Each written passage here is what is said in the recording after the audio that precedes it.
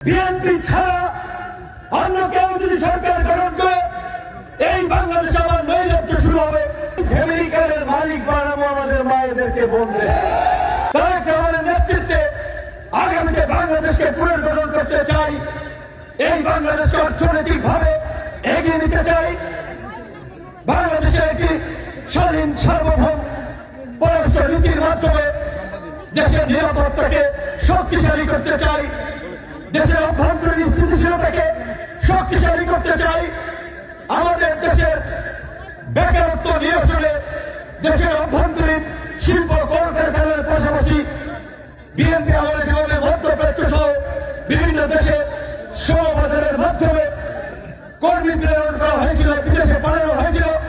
আগামীতে আমরা সেই শ্রমবাজার পুনরুদ্ধার করতে চাই। বাংলাদেশের মানুষের এত অতিরিক্ত